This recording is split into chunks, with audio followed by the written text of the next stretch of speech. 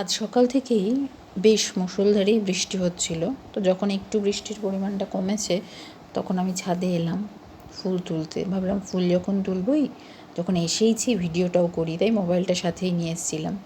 যদিও এটা 2 দিন আগে করা, তখন বৃষ্টিটা হচ্ছিল। তো আজকে আমি ভিডিওটা ছাড়ছি। দেখো তখন বেশ ভালোই একটা হাওয়াও দিচ্ছিল, আর বৃষ্টি পড়েছে বলেই দেখো গাছের রূপ কীরকম খুলেছে। একদিকে আমি ভিডিও করছি, অন্যদিকে মা কিন্তু ফুল তোলা শুরু করে দিয়েছে। আর দেখো ফুলগুলো কীরকম জলের ভারে, বৃষ্টির জলের ভারে কীরকম ঝুঁকে পড়েছে।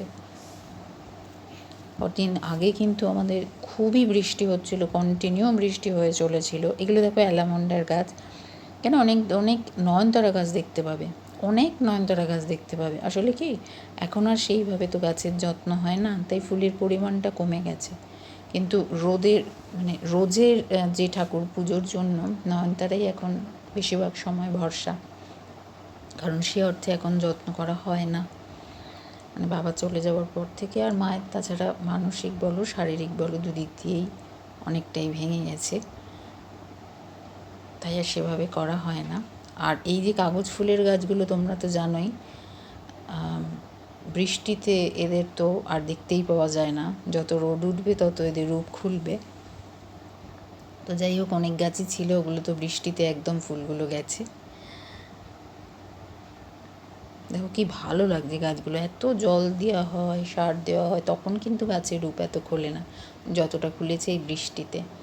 আর আমি ভিডিওটা করতে গিয়ে দেখলাম একটা ফড়িং, তো বৃষ্টি পড়ছে, ও কিন্তু ওর কাজ করে যাচ্ছে, আমি ওর উপরে ছাতা ধরেছি, সামনে মোবাইলটা নিয়ে গিয়ে ভিডিও করছি, তাও দেখো ও সরেনি।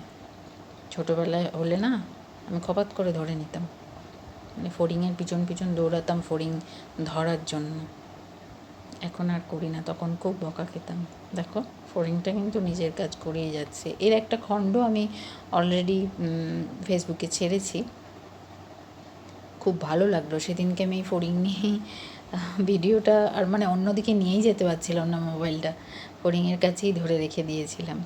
যাই হোক, ও তো বসেই রইল, আমি অনেকক্ষণ করে গেছি। দেখো কি ভাল লাগছে, পাতাগুলো এত সুন্দর রঙটা লাগছে। এখানে কিন্তু কোনো ফিল্টার ইউজ করা হয়নি, দেখতেই পাচ্ছ কত নয়নতারা রয়েছে। কিছু করার নেই, এখন পুজোর জন্য, রোজের পুজোর জন্য নয়নতারাই বেশিরভাগ সময় ভরসা হয়ে থাকে। দেখো এগুলো কিন্তু সব কাগজ ফুলের গাছ, অন্য সময় পুরো ভরে থাকে, বৃষ্টিতে গেছে একদম। এটা হচ্ছে স্বামী গাছ, এটা বাড়িতে রাখা নাকি ভালো।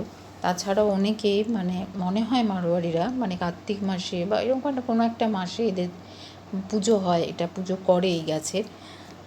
আমি এক্স্যাক্ট নিয়মটা বা কারা করে আমি ঠিক জানি না, তবে হয় এটা আমি শুনেছি। দেখো এটা কারি পাতা গাছ, ফুল না থাকলেও তুমি দেখো সবুজে, দেখো তোমরা যে সবুজে গাছগুলো কত ভালো লাগে, চারিদিকে সবুজে সবুজ। এই গাছ তো চেনই, আর বলার অপেক্ষা রাখে না। এটা হচ্ছে কি রজনীগন্ধা স্টিক, অন্য ছাদে আমাদের আরও রয়েছে, আমাদের আরেকটা ছাদেও গাছ রয়েছে, তো সেটার আজকে ভিডিও করিনি, এই ছাদেই করলাম। তাতেই আমি পুরো ভিজে গেছিলাম, কারণ মোবাইলটার উপরেই ছাতাটা ধরা ছিল আমার বেশিরভাগ সময়। এটা হচ্ছে দেখো থোকা এডেনিয়াম, সাদা রঙের, পিঙ্ক কালারটা ওইদিকে রয়েছে, যেটা এখন আমি দেখাতে পারলাম না এই ভিডিওতে, পরে কখনো দেখাবো। অনেকগুলোই আমাদের কিন্তু কারি পাতা রয়েছে, মাঝে মাঝে কাজে লাগে। এটা হচ্ছে পাট শাক গাছ, অনেক শাক গাছ মা লাগায়, কুমড়ো, তারপরে তোমার নোটে শাক, তারপরে কলমি শাক, আরও অনেক রকমের শাক মা লাগায়। এই গাছের ফুলগুলো তুলে ফেলেছে অলরেডি, আমি তারপরে ভিডিওটা করেছি, তো যার জন্য গাছটা পুরোই গাছগুলো ফাঁকা লাগছে, এতটাও ফাঁকা থাকে না। যাই হোক, ধন্যবাদ ভিডিওটা দেখার জন্য, পাশে থেকেও এইভাবেই। Thank you.